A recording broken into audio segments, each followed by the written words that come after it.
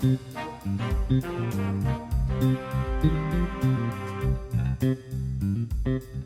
and welcome to Dollars and Cents, the Australia Institute podcast where we're talking about just what the hell is going on in the economy. I'm Elinor Johnston-Leake, the senior content producer here at the Australia Institute, and a big welcome back, air horns please here, Angus, to our chief economist, Greg Jericho. Hello, Greg. Hi, Elinor. How are you feeling? I'm about 95% back. Listeners might, I don't know, what were you saying about my absence while I was away? We were saying that Matt poisoned you. Yeah, he does love the limelight, and he's, you know. But you've pushed him aside. I was absolutely floored by a very bad case of the flu that had me out for a couple of weeks. I'm back, but my voice is not used to talking. Still got a bit of a frog in the throat, but yes, everyone gets to enjoy your slightly husky new podcast voice. Yes, rather than my normal vocal fry. But thank you very much to Matt Grudenoff, who stepped in, doing an excellent job as he always does. Yes. I've asked the Treasurer, Jim Chalmers, to convene a roundtable to support and shape our government's growth and productivity agenda. The message was clear. He's up for a discussion on reform, substantial reform here. And we have a responsibility here and we have an obligation. A responsibility to rebuild confidence in liberal democratic politics and economic institutions by lifting living standards for working people in particular, but also an obligation to future generations to deliver a better standard of living than we enjoy today. Now, Greg, with our treasurer, Jim Chalmers' roundtable coming up, economic roundtable, everyone's been putting out their 2 cents about what Australia should be doing with our revenue policy. And HECS, the Australian Council of Social Service, they released a new report called Taxing Income Less and Consumption More, the Case Against. They had some pretty good points in there that echo what the Australian Institute's been saying for a while. Can you tell us a bit more about what they thought we should be doing? Yeah, it's really kind of a welcome report because, one, sometimes it feels like we here at the Australian Institute can be a bit screaming into the void of these things, and people are a bit, the Australian Institute, they're just ideologically based. And it's like, no, we actually do care about reality and data. And so ACOS looked at a lot of things that we've looked at and not surprisingly came to the same conclusions that we did. And their report really was a bit of a fact check and a myth busting of some of these shibboleths about tax. And so in my Guardian article this week, I sort of wrote it up as, look, if you can't agree to these at least 3 things, then do you even really deserve to get in the door of the round table to have a discussion? Because if you can't agree with these things, you're basically saying the facts are wrong, reality is wrong, and you're pushing a line that actually doesn't exist. So what's the first fact that we've got here? First one, and this is just absolutely crucial because it basically is the basis of the entire discussion on tax, is that Australia is a low-taxing nation. Something we at the Australian Institute have been saying for a very long time because, as the ACOS report shows, when you compare Australia's level of taxation with all other advanced economies, we don't tax much. We are really low taxing. As the ACOS report shows, across the 38 economies in the OECD, which are basically all the advanced economies in the world, except for maybe Singapore is about the only one that's sort of not in there, but it's everything in Europe, North America, some nations in South America, in Asia, we got Korea and Japan, Australia, New Zealand, all the major advanced economies. Of those 38, we rank the 9th lowest taxing nation. We are not a high taxing nation. And the most recent figures we've got for all OECD nations on tax is 2022. In that year, all governments in Australia raised tax that was equal to 29.4% of our GDP. So that's how you pretty much measure whether or not how much a government is spending, how much a government is taxing. It's a share of your economy, essentially. So 29.4%. The average across the whole OECD was 34%. So we're 29.4. The average is 34%. What is that difference? Well, if we were just the average, and to give some sort of insight, the country just below the average is Canada. The country just above the average is Japan. So, these are not sort of Nordic countries or anything like that. These not are the just typical like Sweden. Yeah, Australians mostly would say, yeah, we're like Canada. And no one would be thinking Japan, oh, God, they're a socialist, paradise. Yeah. If we raise just as much tax as them, we would be raising about an extra 125, 130 billion dollars a year more in revenue. And that could probably be well spent. Could be many well things. spent on, whether it's free dental or dental and Medicare, whether it's better roads, better rail, better education. There's a reason why Japan has a pretty good education system. It's the case of when you're a low taxing nation like Australia is, what that means is you're actually a small government. And it means, yes, the government could borrow money and all that, but in the real world where we're living, governments consistently are worried about budget deficits. And that means if you're not raising that much revenue, you can't provide much government services, much government support. And by suggesting that we're a high taxing nation, we need to cut our revenue, what you're essentially arguing is we need fewer government services, we need worse or less government infrastructure and things like that. So the good thing about Jim Chalmers' roundtable is all the proposals that he's put forward, he says they need to be at least budget neutral, if not budget positive, as in don't come at me with, these are some ways to cut tax. He's going, if you want to cut tax somewhere, you got to raise tax somewhere else to balance it out. And actually maybe come up with some ideas for more tax, which is a really good thing. So what's the second point that Second one, came up with? Oh God, this one is probably even worse because I've often had interviews where this has just been stated to me as a fact, and I've had to explain to the journalists that no, it's wrong. And the myth is that we are overly reliant on income tax. And you'll often hear, we need to cut our income tax because we have too much income tax compared to other countries. And it's like, no, we do not.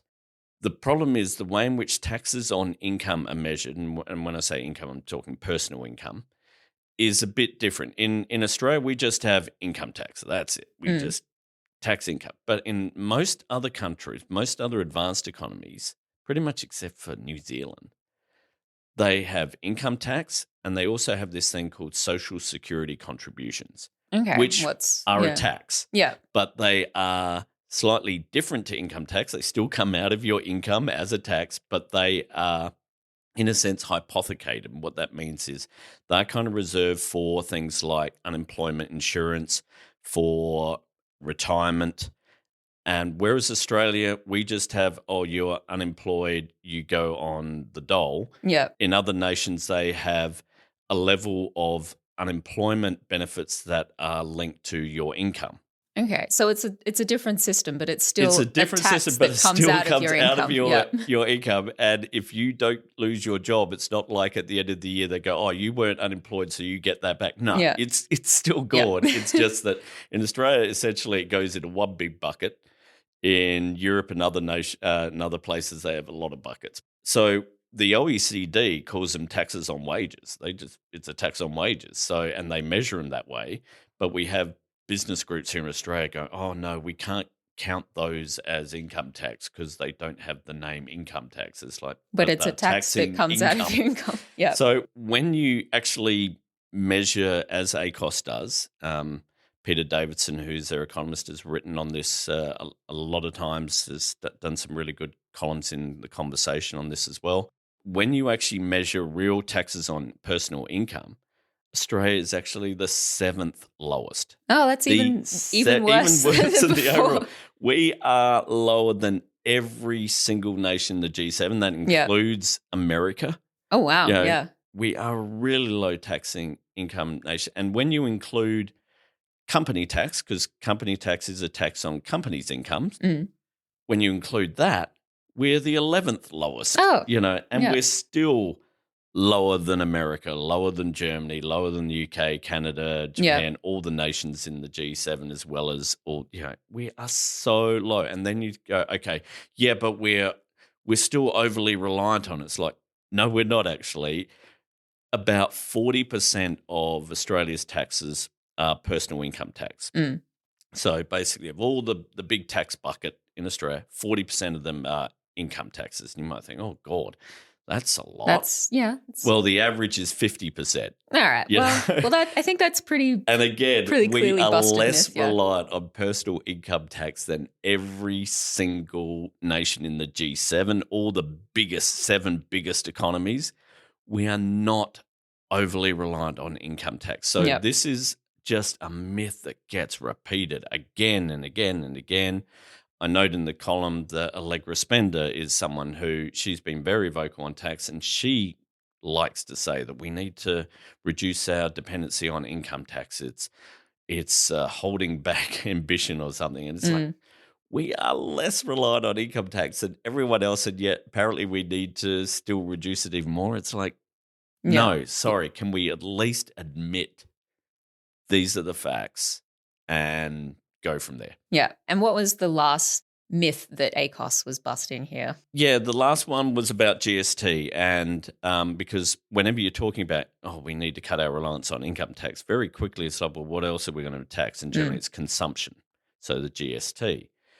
And they point out that, and look, this is pretty common knowledge, but it's amazing how it's sort of underplayed, and that is that increase in the GST will benefit rich people and hurt lower middle income earners. And they point out that, if you were to increase GST by 5% and you decide to compensate by cutting income tax by 5%, pretty much the lowest 60% of households in Australia would be worse off. Yep. The second top 20% block would be kind of okay. And the richest 20% are going, you beauty. So how does that work out? Why is that? So the reason is, one, people on low incomes, because they're low incomes, pay less tax. Mm-hmm. The second point is, though, when they're spending, a greater proportion of their weekly budget goes on items that pay GST. Yep. Because they don't save a lot. No. They're basically spending all of their income. Rich people were like, yeah, we're buying this, we're a family of four. We're eating roughly the same amount of food. Okay, maybe they're buying a better cut of meat or something, but buying basically the same amount of food. There's only so much cereal you can eat, and it doesn't matter whether you're poor or rich, you're having the same bowl of cornflakes or something. Unless you're a teenage boy, in which case, infinite. Yeah. Yeah, which is why I'm so glad I had two daughters. Yeah. Great. But, even in terms of when we're not talking food, if we're talking things like a haircut or things like that, what happens is people on low income spend a lot more of their income on those goods and services, whereas richer people, they might spend a bit more in total dollars, but as a percent of their income, it's a lot less. Yeah. So what that means is when you raise GST, when you raise a tax on spending, on things that are spent, it hurts people more who basically have to spend all of their income on things. Yeah. So when you put those two together, who pays the most tax? High income earners. So they're the one who benefit from a blanket 5% cut in income tax. And they're also the ones who are hurt least by an increase in GST. So it's a thing that is kind of known, but is ignored a little bit because you have economists go, but the GST is a lot more efficient tax. It's a better way of taxing. It's cleaner. It doesn't distort. That's such an economist way of thinking. Look, it really is, and it annoys me because better equals more efficient, easier for me to calculate. Efficient doesn't mean better. No, when it comes to efficient might mean it's easier to administer or something like that, or it doesn't have distortions, which isn't quite true. But also, it's kind of wrong because the ACOS report points out to some Treasury research, which did some modelling and all that, and point out that, to be honest, the differences in efficiency of the GST and the income tax is so marginal that it really wouldn't be noted in the overall economy, whether it be in GDP or in productivity. It's kind of like, if you squint really hard, you're saying the GST is better, but then you're having to ignore the distributional issues, the equity issues, and so the human aspect of it that economists don't like looking at sometimes. Yeah. So certainly here at the Australia Institute, we're very much against raise the GST. We are not in favour of raising the GS at all. There are things we can do with the GST besides raising it. Like, for example, right now, there's no GST on private health insurance and private school fees. People who spend most money on private health insurance and private school fees are wealthier, richer people. So if we were actually to include GST on those items, it'll actually be a progressive thing. There are ways of looking at GST, but if you're just saying increase it, then you have to be admitting, actually, we really want to hurt low-income people because we think it's more efficient. Well, it's good that there are some other voices out there promoting some good fact-checking here when it comes to our revenue Well done, policy. HECS. Governor Sam Mostyn declaring the Parliament open. Labor is returning with a historic majority, a record 94 seats compared to the Coalition's 43. What is the first item on the agenda for you? 20% cut in student debt. The opposition, once opposed, now looking more likely to offer support. And we're not really in the business of standing in the way of cost of living relief. Greg, Parliament's also back this week. Very exciting. Her first sitting week for the new Parliament. And one of the first things on the agenda was HECS. Labor promised in the election campaign to reduce HECS student loan debt by 20%. And legislation was introduced this week. Looks like little pass. The Coalition have kind of signalled that they'll support it. But if they don't, the Greens, might be fighting for ending indexation. But all in all, looking fairly positive it'll pass. I am pretty happy about this, considering that when I did my tax return, I looked at my HECS debt and I don't want to think about it. So are you saying that a 20% cut in HECS means Elinor can now afford a home? No, we're not saying that. We're saying it's a bit smaller than it was, but considering how much it jumped up during that indexation period, it's still there. Yeah. Yeah. Look, I mean, I think even, to be honest, the answer to your question about can you afford a home just sort of highlights kind of what we're talking about here. And yes, it cuts your debt, which means people who have a HECS debt. Yep. Which means people who probably graduated uni in the last 15 years, 20 years, we're talking. I mean, that includes me, yes. Yeah. Yep. So pretty much, let's just say this century. Yep. Yes, their HECS debt is now reduced by 20%, which is great. Yep. Problem is, you started uni this year. Sorry. Sucks to be you because you miss out on that 20% deduction and you're still paying the uni fees that Scott Morrison thought was a good idea. And especially if you're doing an arts degree. Yeah, and because the government has kept them there, presumably Anthony Albanese thinks it's really good that we could have a $50,000 arts degree. So, yeah, look, it's great, but really it's in some ways just a Band-Aid on a gaping wound because it is not helping anything ongoing. So, in effect, the government is sentencing itself to saying in another 5 years but now we're going to do it again? Do it again for people who have accumulated HECS debt in the last 5 years and then do it. And it's like, well, why not actually attack the problem, which is the actual cost of the degree, lower those uni fees because they were, again, purely ideological. Scott Morrison didn't like people doing arts. Yep. Didn't he do an arts degree? They all do. Yeah. Arts and law. That's our entire parliament. Yeah, moving on from that. So, it's that's what really needs to be fixed. So, great for you, Elinor. Not great for me. I've already paid off my HECS debt, but that's because I had a bugger all of a HECS debt because I went to uni in 1990 to 93. I wouldn't call mine bugger all. Yeah. Yeah. No, mine was decidedly smaller than, for example, my daughter's. Yeah. So, yeah. Australia bans, and they're wonderful people and wonderful everything, but they ban American beef. The federal government has agreed to lift bans on some beef imports from the United States in the face of looming trade tariffs from the Trump administration. The United States has been lobbying for this change for some time. Australia is a major exporter of beef to the United States. There's a significant trade in that direction. The US wants an increased trade in the other direction as well. The decision has been purely based on science and a rigorous assessment by my department. Our biosecurity risk assessment process is very robust. And just at the end of the podcast, we're going to do a quick tariff corner. Well, quick. There is something going on in tariff land this week. Beef. The beef has come back on the agenda. Where's the beef? Where's the beef? Where is it coming from? Is it safe to eat? Yeah, you tell me, Greg. Just before we were pretty much about to record, all the news reports were that Australia has decided to basically relax some restrictions that it had on American beef. Well, it wasn't specifically American, was it? It was relaxing restrictions around? Yeah, I mean, but it was mainly American beef because what the problem was American beef was allowed, but not if the beef had originally, actually been born in either Canada or Mexico. And the problem was Americans had a lot of farms have a lot of beef that is like that, so it effectively kind of banned it.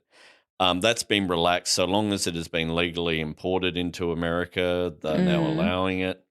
There's a bit of a concern. Is this a relaxation of biosecurity laws just to appease a megalomaniac who never gets appeased? Yeah. For example, we still haven't, America hasn't responded by cutting any tariffs or anything. No. But look, the Nationals are sort of like, oh, why you done this? The government's saying, look, this is a 5-year report that we've been doing into this, and to be honest, the beef is safe. It's all good. Cattle Australia has come out and said, look, they're not overly worried about it. They thought this was going to be the result of the report. Is it actually going to affect the domestic? Because we produce so much beef domestically. How much is it actually going to undercut? That's the thing. And that's what the spokesperson from Cattle Australia is saying. Look, it probably won't matter because, one, remember, America actually imports more beef than it exports. Yeah. So America needs beef. It's not like America's got a glut of beef that is wants to export. Australia exports a hell of a lot more beef than we import. What kind of beef do we import? For example, if you've had a Wagyu steak, it's probably come from Japan. So the nicer stuff, Kobe beef, yeah. Oh, look, I'm sure there's some other low-grade beef that we import, but as Cal Australia pointed out, actually, we could export beef to America at a cheaper price than American beef producers can supply to America. So it's not like they're really going to be able to undercut us either. I mean, that's something to watch for, but to be honest, if you're going into Woolies or Coles and looking at beef steaks and everything, it's still going to be Australian beef. It might go into some canned goods perhaps, but again, I don't think it's going to be a significant impact purely because Australians like Australian beef. We're very parochial about it. We actually have really good beef. And so I don't think it's going to be something, but hopefully it's just something that maybe Trump can claim as this huge win. Look what I've done, and that means he reduces taxes on other things. I don't think it's going to still get rid of the 10% tariff. That seems to be the baseline for everybody. Yeah. Do you think that there's any worry that, conceding on this front might mean he'd want more on, say, the pharmaceutical front? We will have reduced drug prices by 1,000%, by 1,100, 1,200, 1,300, 1,400, 700, 600, not 30 or 40 or 50%, but numbers the likes of which you've never even dreamed of before. Oh, look, this is the problem with Trump. He always wants more. Yeah. You can never... you can never appease a megalomaniac who thinks he deserves more and can't never is lend full. his foundation to his ears. And one of the other problems that while the biosecurity processes might be okay from this review of the past 5 years, what's Donald Trump doing at the moment? He's gutting the entire American public service, including things that cover biosecurity and stuff like that. So that might be a concern. But look, one of the things Australia is pretty clear about is protecting livestock and protecting our agriculture. We're pretty hard on that.